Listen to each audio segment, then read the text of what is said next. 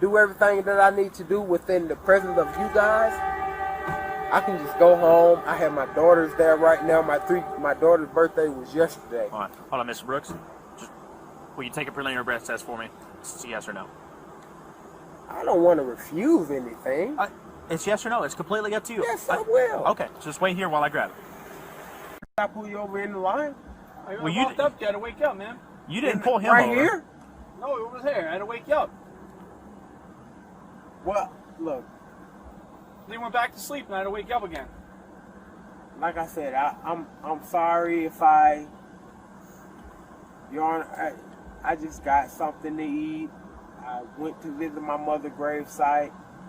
I'm not causing any problems. Well, we got to make sure that you're safe to operate a vehicle. Now, do you know where you are? Yeah, absolutely. Where I'm are in you? Forest Park. Oh, We have to call for the whole-scale transformation of policing in this country, not just from the bottom up, police department by police department, hashtag by hashtag, human being by human being, but from the top down as well, calling police unions to the table. They have got to take responsibility. Congress is beginning to take action, but Wolf, I'll tell you this.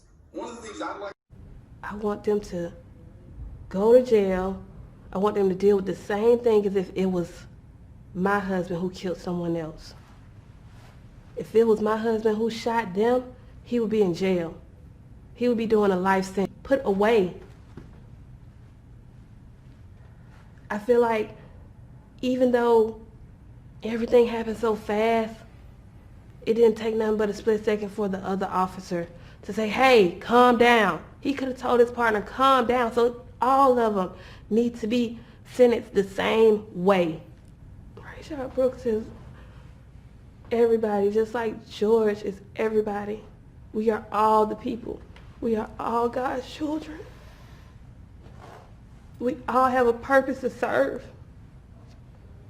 No one is better than anyone. So we should feel the pain of those who lost their life to senselessness over authority being taken way overboard.